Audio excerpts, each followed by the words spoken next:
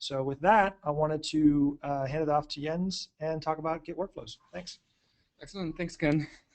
So last year in July, we had a webinar and we talked briefly about Git workflows at the end. So we have this Git microsite on atlassian.com/Git. So if you haven't visited this, I highly recommend to take a look afterwards. And this presentation is a little bit of a summary of this microsite and the workflow section on the site, as well as mixed with some experience that we have from talking to our customers over the last year. So one of the biggest challenges that people face when adopting Git is to pick the right workflow. So, and we really see two extremes there. One team, they just start with a trunk-based workflow, which is the first workflow I want to talk about, which is essentially just continuing to do what you've done in Subversion before. The second extreme is that people tend to pick a really complicated workflow. They start using all the advanced features that Git has to offer. And it's great to experiment with this. The problem is that a lot of other people on the team who are not as familiar with Git, they kind of don't understand what workflow they have to follow. Often those workflows don't really scale when your project grows, and it makes it much harder for the team to collaborate. So in general, we've seen that it takes around 3 to 6 months for teams to adopt a proper workflow.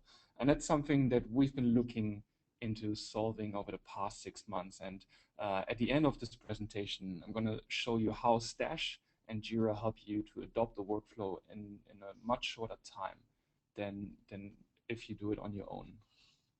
But let's talk about the trunk-based workflow. So I think on the microsite at the moment, we actually call it centralized workflow, which is a little bit misleading because most of the workflows actually do have a centralized server, and hopefully that's Stash for you. So we're probably going to rename this there as well, and we call it trunk-based because it's basically what you've done before in Subversion. You have one main line. In Git, that main line is master. In Subversion, it was called trunk. And all the changes that you make are being made on the main line. So if you add new features, new commits, new bug fix, you push your changes, you commit your changes to the main line.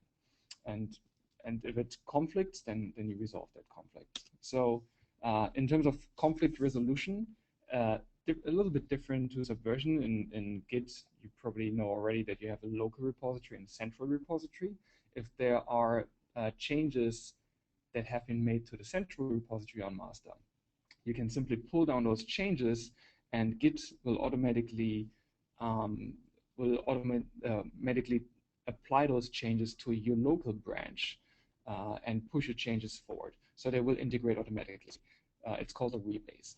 If there are any conflicts in the changes that you have made and the changes that have been made to the central repository, Git will stop the automatic rebase and allow you to merge those changes manually and then commit a merge to your local branch, which you then can push to the centralized server. However, probably the most common workflow that we have seen, and probably the one that's the easiest to adopt, is the feature branch. And that's actually the workflow that we use at Atlassian as well internally. The idea is that you have the main part of your development, master. That master is always ready to be deployed. So you don't actually make any direct changes to master if you can avoid it. Of course, there are exceptions if you need to fix something real quick. There's no hard rule, at least at Atlassian. But generally speaking, all the bug fixes or feature work has to happen on a branch. And how that works is that you usually pick a commit from master that you want to branch off. This is where you start your feature work. You commit your changes, add it to the branch. And ideally, you already have set up a build as well, so your changes on the feature branch automatically get tested as well. And then once you're ready to commit, you just commit to your feature branch as you do, and then you merge your changes back to master. So that's the feature branch. And then, of course, you can have multiple features in parallel. So in this case, we have feature number 2. Again, you branch off master, potentially at a different point than feature 1. You commit your changes there, and then once again, you probably want to merge back to the feature to the master branch. However, now there have been multiple changes made to master. Maybe there are like 3, 4, 5 features going on in parallel. So you want to make sure that, first of all, your tests run, and that your changes integrate nicely with the rest that's on master. So what we do traditionally is merge from master back into our feature branch, and then take the merge result, which we have tested like locally or via CI, and then merge that back into master. So that way you make sure that everything that is on master just before you merge back automatically or nicely integrates with the changes that you have made. Something that I'm not outlining here is another approach that people take, and they have a special integration branch. So all the features automatically get merged into an integration branch where they get tested. So that way they avoid the frequent merging from master, and they can test all the changes that are going on in parallel. And that's another approach that is fairly common. The third workflow that I would like to discuss is Gitflow. And Gitflow has gained a lot of popularity. It's, I think, the first workflow that has been described on the web that allows for a fairly complicated project to succeed with Git, while avoiding cherry picking, which is a little bit harder to manage for teams. In Gitflow, you generally have two historical branches. Those are the two branches that never get deleted. In Gitflow, it's called master, and there's a develop branch.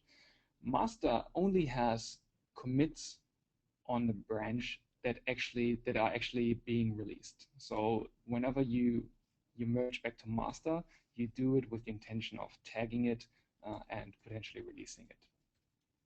Now, the development branch is used to, as you can guess, is the development branch. So all the development happens from the development branch. Everything gets integrated back into the development branch. And again, those branches, they live on forever. Now, if there is a hotfix, if you need to fix a bug, what generally happens is that you branch off a specific tag on master. In this case, we have the 2.0 release. We found a bug in it, so we branch off master into a hotfix branch, which again is a temporary branch. Only master and develop are constantly there. We branch off there, make the fix on the hotfix branch, and from there we take the fix and commit it back into master, where we can then potentially release it straight away. And the fix also makes it into development branch. So all the development work that you do afterwards contains that fix already as well. So if you want to add a feature, in this case it's feature number 2, you usually branch off the development branch and then start developing your feature. And this is very, very similar to the feature branching workflows that we've described earlier.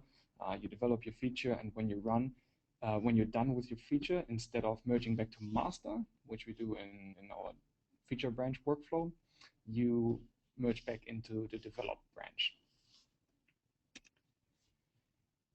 When you're ready to release, let's say you finished your feature and you're ready to release, you going to merge back from the development. You create a new release branch for the release. So in this case, it could be release/2.2, because that's the next release that we want to make.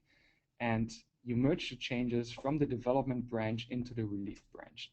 Now, the release branch, the purpose of the release branch is to allow you to harden the release. Maybe you want to do QA on it, maybe you find some bugs and that you might want to fix, and the release branch allows you to do this. So you add some more commits onto the release branch, and once you're ready with the release branch, you can merge the changes that you've made as part of the release into master again to actually perform the release. In this case, we have master tagged with 2.2, and you merge the changes back into the development branch, again, to make sure that all the changes that you have made as part of the release, bug fixes or small improvements, also make it into the development stream.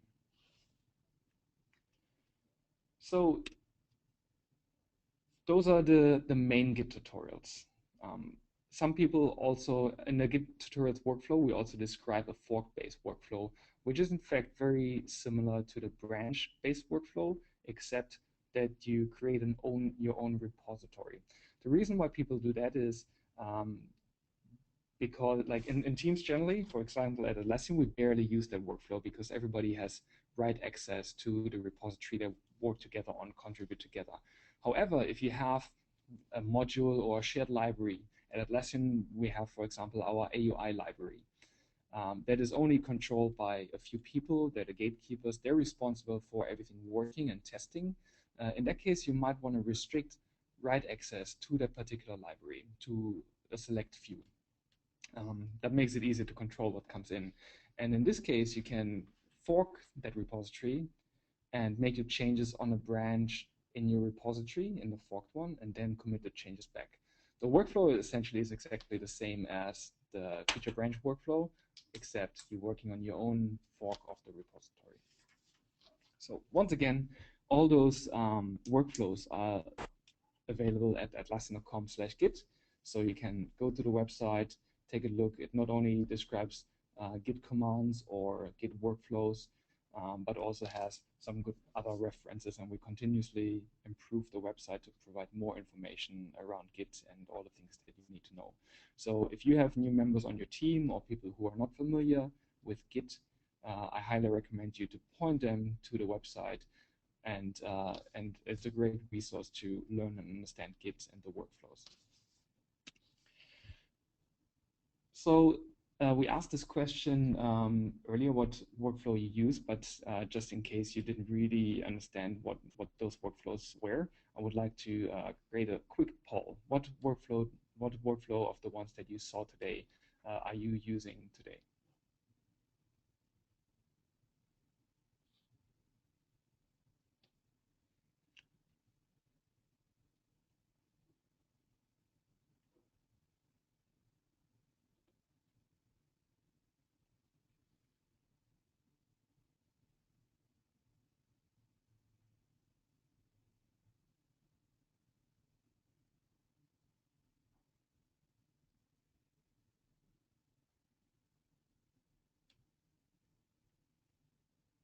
So we had 55% voting. So far, we have the feature branch workflow as the most popular. 25% use Git flow, and surprisingly, 33% use forks. I'm really curious about that one.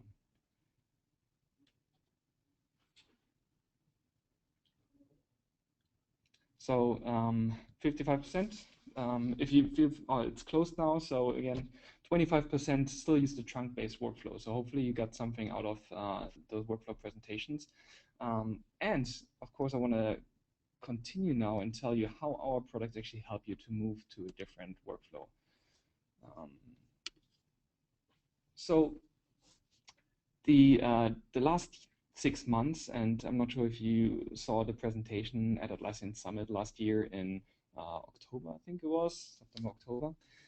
We spent a lot of time in the product to help people actually adopt Git and adopt a workflow that is simple and that works for most of the people.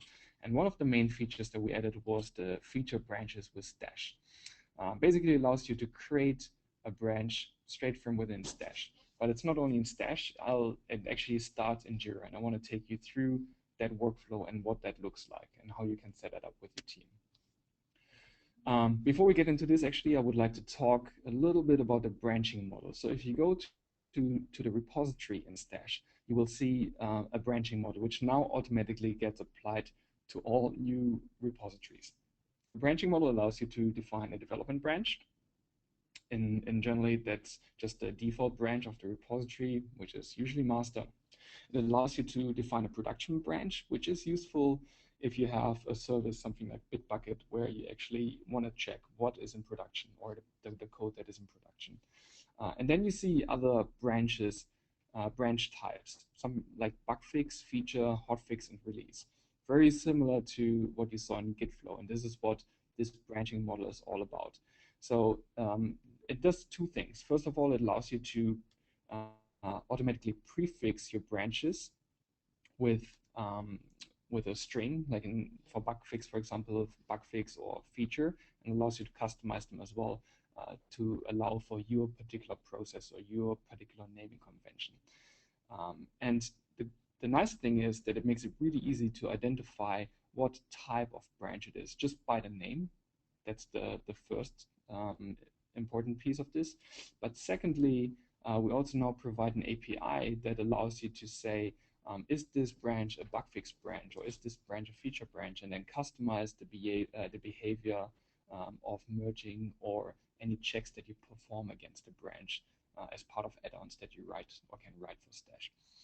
And one of the examples of what behavior you can apply, you will see at the end of this section. But let's start in JIRA. So in order to integrate JIRA and Stash and get all the workflow that I'm going to show you in a minute, the only thing you have to do is set up an application link between JIRA and Stash. And that's all the configuration that is required here. Once you've done this, you will see in the bottom right corner a small development panel, which currently only contains a create branch link. That's because no development has been done yet. When you click this create branch link, which is again highlighted there, it will open up a dialog if you have either multiple Stash servers connected, or if you have a Stash server and the Bitbucket account connected. Then you can choose where you actually want to create the branch. If you only have Stash connected, then it will jump straight to Stash, and you will see this screen. So this screen is the create branch screen in Stash. It allows you to pick a repository. It automatically detects the branch type based on the issue type. In this case, it's a feature branch. It allows you to pick the branch you want to branch off from. That's like generally master, but again, in like a whole bunch of you, 25% use Git flow. So if you want to do a hot fix, it's most likely from your master in that case, or if it's a feature, then it's most likely from the development branch. Furthermore, it also shows you whether the branch at the latest point at the head is actually currently failing or succeeding the builds. So in this case, master is actually failing right now.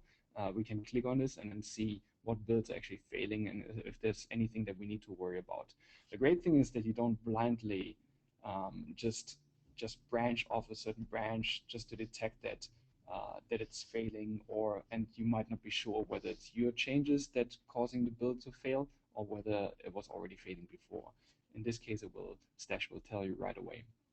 So the next thing it does is automatically prefix with the branch type, the branch name, and it takes the issue ID and a description of the issue, which is really useful to identify what it's about, into the branch name as well. And this is actually quite important because everything that you see later, everything that happens from now on in terms of development, whether it's new commits or builds or deployments for this branch, are identified based on the issue key in the branch name. So once you've done this, you get an option to check out the branch. We created a branch, and now you can either copy the branch and use it on the command line if you prefer to check out with the terminal, or if you use source tree, you can simply click on check it out in source tree, and it will bring up source tree and automatically clone if you haven't already cloned the repository, or just check out the branch if you already have the repository locally. And then from there out, you can make changes. So what does that look like? In this case, we just created our branch. This is the blue dot, and then we go ahead and create a few changes. So the next thing that we want to do is get someone else to look at those changes and see if it makes sense. So this is where we create a pull request. And as part of the pull request, you can see on the right-hand side, there is one build associated with this particular change that we made, and it's green currently, so that's good news.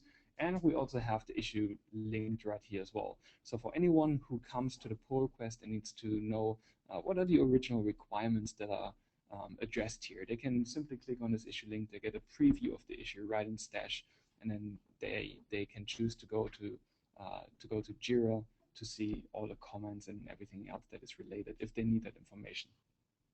And then, of course, you can review the changes, which is probably the most important part. And as part of the next Stash release, we actually going to support a side-by-side diff of in the pull request. So at the moment, we only have a unified diff that shows the diff in one basically in one unified view. But most developers actually like to look at the diff side by side, so they can see the old version and the new version at the same time. And yeah, that's going to be a huge improvement. It's a big feature request, so we're pretty excited about this feature. So once this is done, you can, well, in this case, we see that the first commit was fine, but the second commit, I think the reviewer had some issues with it. The nice thing, what you can do in Stash, you just push new changes to the commit, to the branch, and the pull request gets automatically updated. And then the reviewer can review the new changes, see if any concerns have been addressed, and if it's been addressed, they can say, okay, I approve the pull request, and then you can go and merge your changes back into master.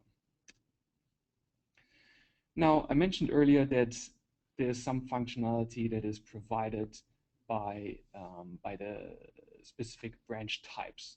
And one of my favorite features, and that's something that shipped probably like 5 months ago at around summertime in Stash, is the automatic merge. And the automatic merge basically allows you to automatically merge changes that were made into a release branch or a stable branch upwards into newer stable branches and to masters. I'm going to show you what that actually looks like in practice. So in this case, we have 2 releases and we have our current master branch. So we have 2.1, 2.2, and master. Now we discovered a bug in 2.2, in the version of 2.2 of our software. What we do in this case, we would branch off 2.2 to address the bug and create a fix for it. Once the fix has been created, we're going to merge those changes back into 2.1. Now, if you have the cascading merge enabled in your repository, the pull request in Stash will automatically ask you or allow you to merge those changes not only in 2.1, but it will also merge them into 2.2, and it will cascade them up into master as well. So that's something that was really tedious and manual, and we had to do that at Atlassian. It was a big pain point for us. And once we implemented this feature, it basically saved us from applying the same patch to all the different release branches that we have. So now, a word of caution, this certainly requires you to have to follow a certain process. In this case, you want to make sure that 2.1 is a subset of 2.2 and 2.2 is a subset of master. So it probably goes without saying that on a stable branch, you should never add any features. So you only add bug fixes to a stable branch, and of course create a new feature branch if and create a new release if there are any features in that branch. So that's the cascading merge. And lastly, I want to give you a preview. So once you've done all your work, what you will be able to see soon in JIRA is all the information that is related to your development and to the issue. So previously, I think you probably have seen that before. In JIRA, you have the tabs at the bottom that include commits and builds. The biggest issue we found with those tabs is that it doesn't directly tell you whether there's any content. So you have to click on the tabs. You have to wait until they load to see whether there are any builds that are succeeding or failing, or to see if there have been any commits against this particular issue. So we wanted to make this information much more prominent, so that when you, maybe as a development manager, look at an issue and you see it's in progress, for example, in this case, you can see there's actually one branch in the bottom right associated with this issue. You can see there have been 7 commits. You can click on it. You can see who made the commits. You can see whether they've been passing or failing as well. And we can also see that there has been one pull request that has been merged already, right? So this issue is probably in the wrong state right now because it says pull request, but at the bottom we already see that it has been merged. And it will also contain information such as the builds, which is unfortunately not listed here, or if you use Bamboo for your deployments, it will also show deployment information. So you can see whether this particular issue has been deployed already. In the past, I think we had like a bug in one of the applications, and the CEO cared so much about it that he went to the issue constantly to say, hey, has this been deployed already? But he had to ask people all the time. Right now, he would go to the issue and you could see automatically whether this has been deployed. So as you can imagine, this will save you a whole lot of running around and asking people, well, what state is this in? Has there been a review? Has there been QA on this? So simply by looking at the development panel, you will be able to answer all those questions. So that's the presentation part for today. Thank you for watching, and I think we probably have a number of questions, and I'm happy to answer all of those for you now. Yeah, thanks, Jens. That was really good. Once again, if you have any questions based on any of the workflows that were covered today, or Stash or JIRA or any of the products, go ahead and drop them in the questions panel now. I'll go ahead and read off a couple of them here for Jens to address. So one came during the first section when you were talking about the feature branching, and the question was basically if feature one gets merged into master, wouldn't it create a merge commit on the master? If feature one gets merged into master, yeah, if it gets merged in the master, it will create a merge commit. You're right. And I think, let me go back to that, makes it easier. Yeah, so feature one.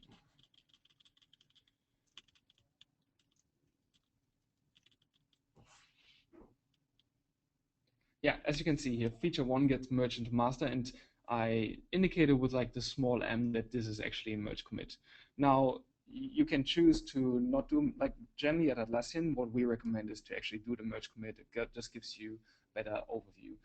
Some people prefer the rebasing, but like it doesn't really make sense. The way you would do rebasing is actually when you want to merge master, the changes from master into your feature branch that only you work on. In this case, rebasing actually makes sense. You just apply all the commits that have been made on master onto your branch without actually creating an additional merge commit. But once you change, or once you want to move your feature into master, we usually recommend to just do a merge, because that gives it a good point to actually track where that happened and where a feature has been integrated. Cool, thanks for that. So the second question came from Peter, and he asked a question with regard to, I believe when you were in the Git flow section, asking about whether or not you release from master, or do you release from the release branch and then merge to master after the release? Okay, let's go to the Git flow.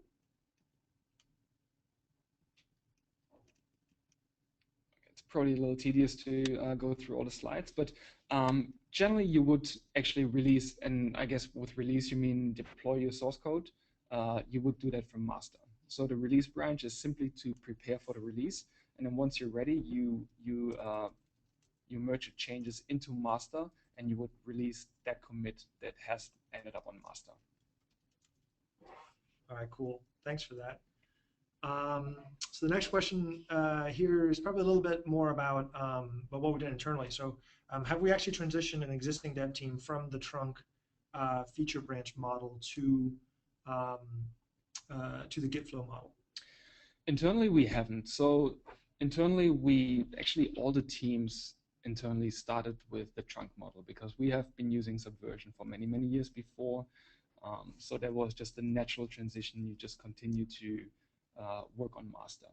But then again, it took probably 3 to 6 months for people to really trust a branch-driven workflow, and to realize there's really not, it's really very easy to create a branch there. You don't experience as many conflicts as you would when you do Subversion. And again, one trick is to keep your branches short. You don't want to have a branch that lives for 3 months. It's usually most branches just exist for a day or a few days, and then get back merged back into master. I don't believe that any team at Atlassian actually uses Git flow, just because it's probably too complex for us, and our workflow in the past is that we usually keep one stable branch, which is kind of a release branch, in this case 2.0, 2.1. We keep that branch around and continuously apply fixes or bug fixes to that branch, and then at some point when we feel there is enough value in the bug fixes, then we release a new stable version of that branch. So for example, 2.1 continuously stays around as a branch. And then if we had 3 bug fixes on it, then we release 2.1.1 and make that available. So it's a slightly different. It's slightly different to Git flow. In Git flow, you don't really have a stable branch that you keep around. You simply go from master. You basically branch off 2.1 or 2.1.1, and then have a short-term hotfix branch, and then merge that back. Cool. So another question here from Ishan, and this is a little bit of an ask for a potential feature request, but basically, is it possible to select which changes to add to a pull request rather than the full branch? So we've been thinking about improving pull requests for quite some time, and the number of features that we're thinking about adding. The problem is you can't simply say I want to have this commit, not the next one, but the one after. That of course doesn't work because the diff will be between the first one and the last one. You can't just skip one in the middle. So we're looking at ways to solve this, maybe by providing a range, or maybe by allowing people to select certain files rather than specific commits to add to a pull request. So at the moment it's not possible. At the moment everything on the branch will be reviewed, but we're certainly looking at improving and making that a little bit more flexible in the future. Cool. All right, a couple more questions here. Another question here, what happens to the notion of linear history? Linear history. I guess that goes along the lines of the rebasing versus merging. So internally, we believe, as I mentioned earlier, that rebasing has its place, but we prefer the merges, and it doesn't really cost a huge amount of trouble. There's a great article written by one of our evangelists on our blogs, and I highly recommend you to follow our Git blog as well. If you go to the Git microsite at the bottom left, you will see always the latest blogs. And he wrote a great piece on rebasing versus merging, which I recommend you to read. And it's really a matter of preference for the team. But again, like we internally think that rebase certainly has its place to merge changes from master into your feature branch, but we do prefer to keep track of merges when a feature has been merged into master. Cool. All right. So last one that I want to pick off here is it's around source tree, and this is maybe a told. I don't know if you can show actually what this looks like in source tree. I think it was asked by a gentleman when you got to the point in JIRA where you created the branch, and then you went into Stash. You could either open in source tree or you could clone it from command line. Let me see if I can actually show you that real quick.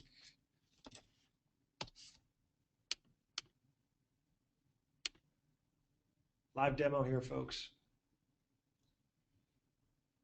Always worth throwing a curveball. Always worth.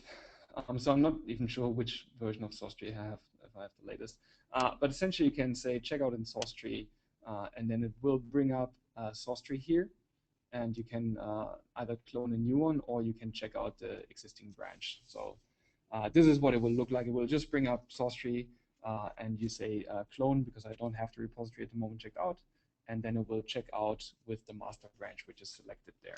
So again, if I close this up and I select a different branch, so I want to get maybe the 2.11 branch, and I say check out in source tree, then you will see there's the 2.11 branch selected here, and it will allow you to check out and clone the repository. So it's pretty straightforward, pretty simple.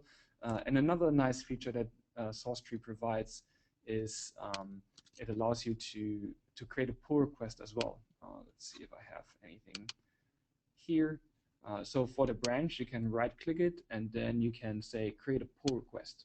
And basically that will, in this case, Bitbucket, because this repository lives on Bitbucket, but that will bring up the browser with the pull request creation screen and allows you to create a pull request really, really easily. So those are some of the integration features that we built for source tree as well, and you will see more of those in the future. Cool. So if you haven't used Source Tree at the moment, I highly recommend to check it out. It's really powerful.